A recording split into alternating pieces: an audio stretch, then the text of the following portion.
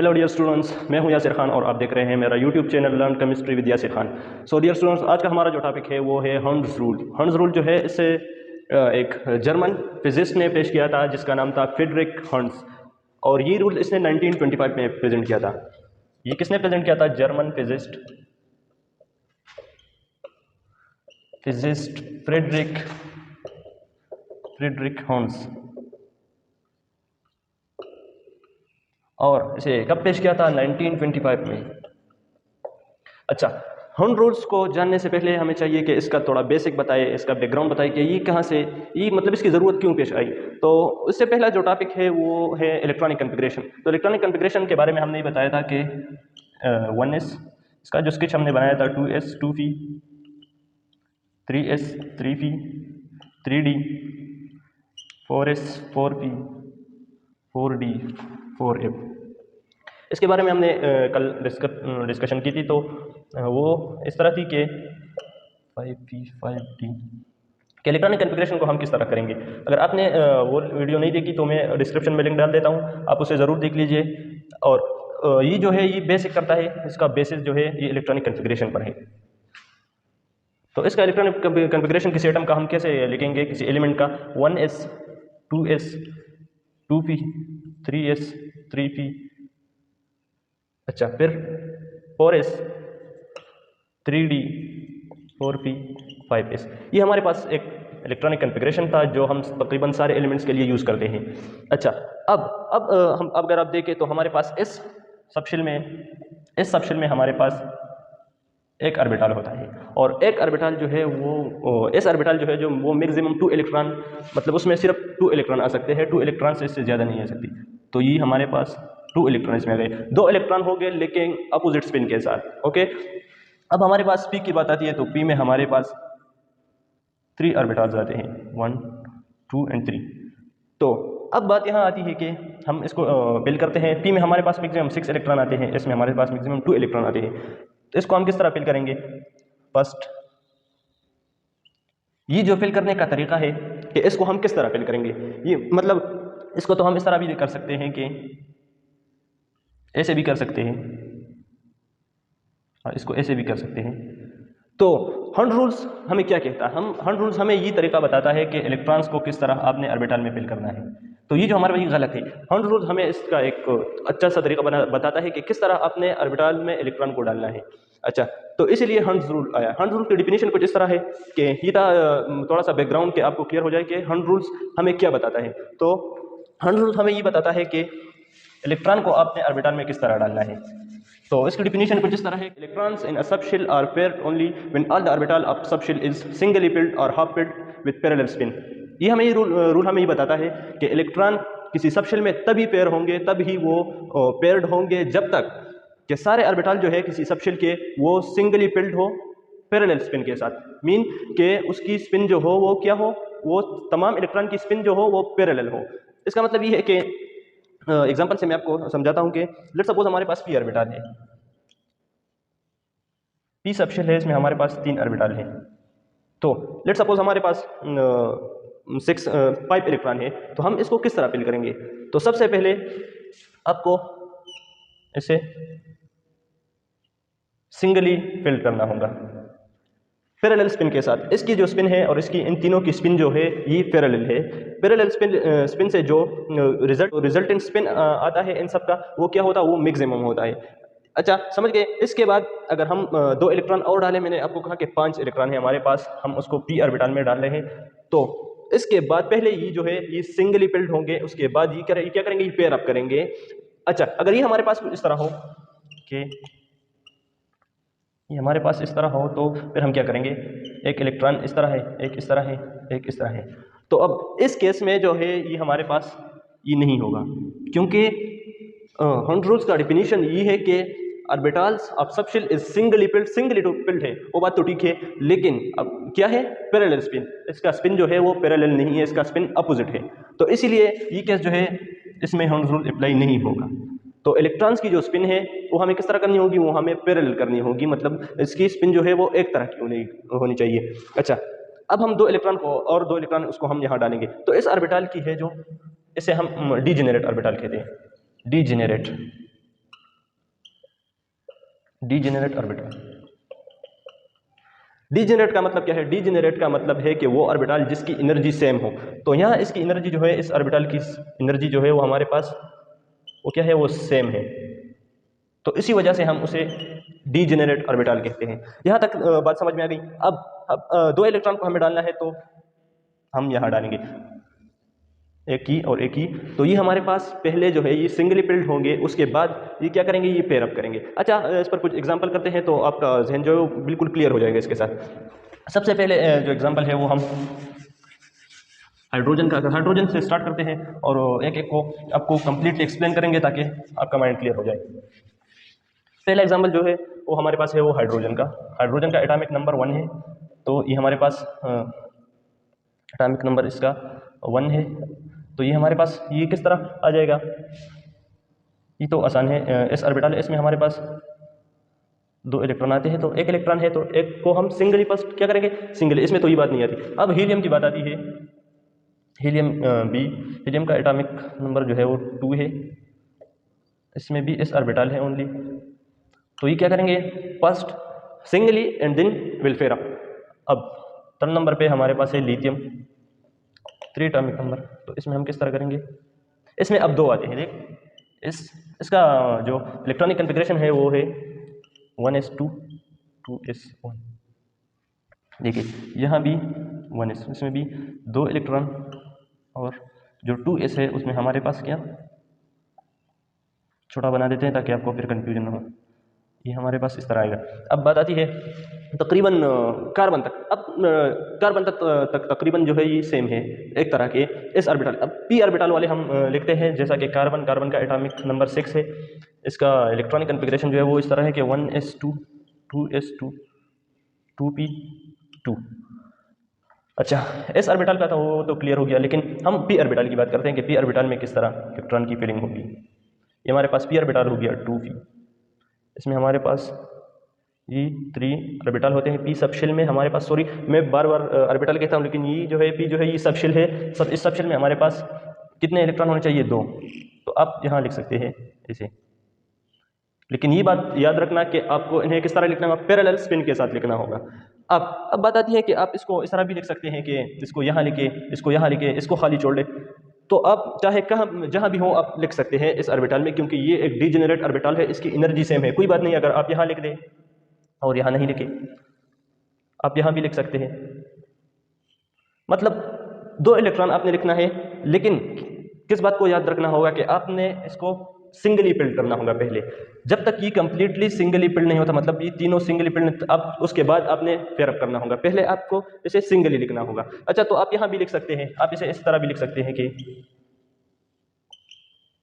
यहाँ भी लिख सकते हैं, इस तरह भी लिख सकते हैं। चाहे आप यहाँ लिख लो, इसको छोड़ लो, और इसको छोड़ लो, यहाँ लिख दो, आप किसी तरह भी लिख सकते हैं। डीजेनरेट ऑर्बिटल है ये, इसमें कोई फर्क नहीं पड़ता। अब दूसरा एग्जांपल जो हम लिखते हैं वो है नाइट्रोजन का। नाइट्रोजन का एटॉमिक नंबर 7 है, इसका electronic configuration 1s2 2s2 2p3। ये हमारे पास इसका इलेक्ट्रॉनिक कन्फिग्रेशन आ गया। तो इसकी बात तो सेम है, मतलब 1 ऑर्बिटल है और 2 इलेक्ट्रॉन्स में आएंगे। लेकिन बात जो है हंड रूल्स जो है ये पी ऑर्बिटल में ज़्यादातर हमारे पास काम आता है। पी ऑर्बिटल में, डी में, एफ में। एस ऑर्बिटल जो है वो तो सिंपल 2 इलेक्ट्रॉन्स में आते हैं, इसको हम आसानी से कर देते हैं। लेकिन P D F S orbital में हमारे पास हंड रूल्स का है वो जो काम हमारे काम आता है। तो यहाँ हमारे पास 3 इलेक्ट्रॉन है, तो आपने इस तरह लिखना है। अच्छा, अब आप समझ गए कि उस वक्त तक आपने पेयर अप नहीं करना जब तक ये सारा ऑर्बिटल जो है ये सिंगली फिल्ड नहीं हुआ। ठीक है, इस बात को आपने ध्यान में रखना है। अब आप इस तरह से नहीं कर सकते कि आप इस इलेक्ट्रॉन को इस तरह लिखें, क्योंकि इसका स्पिन जो है इन और दो इलेक्ट्रॉन जो है इससे डिफरेंट हो जाता है। तो फिर हंड रूल जो है वो हमारे पास यहाँ एप्लीकेबल नहीं होता। अच्छा, हंड रूल हमें कहता भी यही है कि आपने इसे इस तरह नहीं लिखना, आपने इस तरह नहीं लिखना, इस तरह लिखना है कि इन तमाम इलेक्ट्रॉन की जो स्पिन है वो एक दूसरे के साथ पैरेलल हो। अच्छा, तो आप इस तरह भी लिख सकते हैं कि इन सारे इलेक्ट्रॉन्स को आप इस तरह लिखें। लेकिन ये बात अपने जहन में याद रखनी है कि आपने पैरेलल स्पिन वाले इलेक्ट्रॉन को डालना है। ठीक है, ये बात अपने जहन में रखनी है। अब इसके बाद दूसरा एग्जांपल कर देते हैं। हमारे पास क्या है कि जो सोडियम है, सोडियम का एग्जांपल कर देते हैं। सोडियम में हमारे पास 11 इलेक्ट्रॉन होते हैं, तो चलिए उसका हम रूल के मुताबिक उसका फिलिंग करते हैं ऑर्बिटल्स की। नाइट्रोजन सोडियम 11, इलेक्ट्रॉनिक कन्फिग्रेशन इसकी 1s2 2s2 2p6 3s1। अब यहाँ देखें हमारे पास इस वाले तो इजी है, पी ऑर्बिटल को हमने किस तरह फिल करना होगा। 6 इलेक्ट्रॉन है हमारे पास, तो सबसे पहले आपने ये करना होगा कि सिंगली फिल करना होगा। सिंगली फिल करना होगा with parallel spin. Parallel spin के साथ हम इसको इस तरह फिल कर लेंगे। ठीक है, आप इस तरह भी कर सकते हैं, दोनों तरीके जो है वो ठीक है। इस तरह भी आप कर सकते हैं, इस तरह। अच्छा, ये हो गया हमारे पास। अब ये कंप्लीट नहीं हुआ, लेकिन पहले आपने क्या करना होगा, पैरेलल स्पिन के साथ इलेक्ट्रॉन को ऑर्बिटल को सिंगली फिल्ड करना होगा। अब इसके बाद आपने पेयर अप करनी होगी, जो भी हो, मतलब आप यहाँ से भी स्टार्ट कर सकते हो, यहाँ से भी पेयर अप कर सकते हो। यहाँ पेयर अप हो गया, यहाँ यहाँ, तो ये हमारे पास क्या हो गया, ये हमारे पास ऑर्बिटल की फिलिंग हो गई अकॉर्डिंग टू हर्ट्ज रूल। तो हर्ट्ज रूल हमें ये बताता है कि पहले आपने क्या करना है, पहले आपने जो है वो ऑर्बिटल को सिंगली फिल करना है किसी विद पैरेलल स्पिन के साथ। अच्छा, अब एक और एग्जांपल हमारे पास आता है जो कि है क्लोरीन का। ऑक्सीजन के बाद आता है क्लोरीन। क्लोरीन का एटॉमिक नंबर 9 है, तो इसका हम क्लोरीन का एटॉमिक नंबर हमारे पास 9 है, 1s2 2s2 2p6 2p5 sorry 2p5। देखिए अब यहाँ इसकी हम पी ऑर्बिटल को किस तरह फिल करेंगे, पी ऑर्बिटल को किस तरह फिल करेंगे, पी सब शेल को किस तरह फिल करेंगे। सॉरी मैं बार बार ये कहता हूँ, लेकिन आपने क्या ये जो है ये हमारे पास एज अ होल पी जो है, पी को हम सब शेल कहते हैं, और ये जो है इसे हम ऑर्बिटल्स कहते हैं। ठीक है, ऑर्बिटल। अब इसको हमने किस तरह फिल करना है, 5 इलेक्ट्रॉन है हमारे पास, पहले हमें क्या करना होगा, सिंगली फिल करना होगा। इसी तरह ये सिंगली फिल्ड हो गया। अब हमें पेयर अप करनी होगी कि कितने इलेक्ट्रॉन बाकी रह गए, दो इलेक्ट्रॉन। तो चाहे आप यहाँ भी पेयर अप कर सकते हो, यहाँ भी ऐसे भी कर सकते हो, आप ऐसे भी कर सकते हो कि यहाँ पेयर अप कर लो, क्योंकि मैंने आपको पहले भी बताया कि इस ऑर्बिटल की एनर्जी सेम होती है, क्योंकि ये एक डीजेनरेट ऑर्बिटल है, और डीजेनरेट ऑर्बिटल का मतलब ये होता है कि इसकी एनर्जी सेम है। तो आपने क्या करना है, आप यहाँ भी पेयर अप कर सकते हो, यहाँ भी। तो ये हमारे पास हर्ट्ज रूल के मुताबिक ये इसकी फिलिंग हो गई। अच्छा, अब अगर हम देखें इसी तरह डी ऑर्बिटल है, डी ऑर्बिटल में भी हम डी सबशेल है, डी सबशेल में भी हम इसी तरह इस रूल को अप्लाई करते हैं। डी सबशेल में हमारे पास जो है 5 ऑर्बिटल है, और मैक्सिमम वो 10 इलेक्ट्रॉन जो है वो उसमें आ सकते हैं। तो अगर हमें लेट सपोज हमारे पास हमें 8 इलेक्ट्रॉन दिए गए हैं कि डी 8 इलेक्ट्रॉन हमें दिए गए कि अपने इसे डी ऑर्बिटल में डालना है। तो हम किस तरह करेंगे, सबसे पहले हमने सिंगली इसे फिल करेंगे विद पैरेलल स्पिन। ये कितने हो गए, 5 हो गए। अब हमें पेयर अप करनी होगी। पेयर अप चाहे आप यहाँ भी कर सकते हो, यहाँ का। तो ये हमारे पास क्या हो गया, ये हमारे पास 8 इलेक्ट्रॉन आ गए अकॉर्डिंग टू हर्ट्ज रूल। ये जो है ये एक करेक्ट फिलिंग है इलेक्ट्रॉन्स की ऑर्बिटल्स में। अच्छा, अब हर्ट्ज रूल्स को एक दूसरा नाम भी कहते हैं hertz rule of maximum multiplicity. आपने ये नाम कभी सुना होगा। तो अब इस पर बात करते हैं कि मैक्सिमम मल्टीप्लिसिटी का मतलब क्या है। मैक्सिमम मल्टीप्लिसिटी का मतलब क्या है, मैक्सिमम मल्टीप्लिसिटी का मतलब ये है कि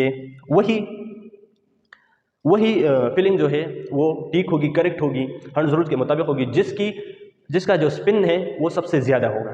तो अब देखते हैं कि किस तरह स्पिन सबसे ज्यादा होगा। लेट्स सपोज हमारे पास ये ऐसे है, इसी तरह फिल हो गया। अब पी है, अब देखो ये पहला कंडीशन हो गया। अब दूसरा कंडीशन, ये हमारे पास ए हो गया, बी यहाँ,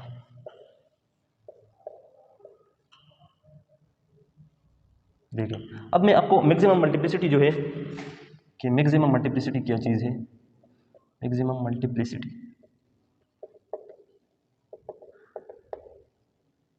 मैं आपको ये समझा रहा हूँ कि मैक्सिमम मल्टीप्लिसिटी क्या है। तो आप देखिए सी नंबर हमारे पास है,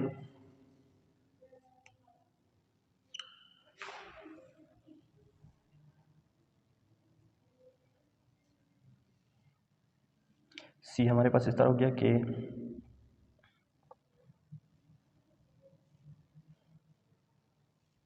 सी हमारे पास इस तरह हो गया।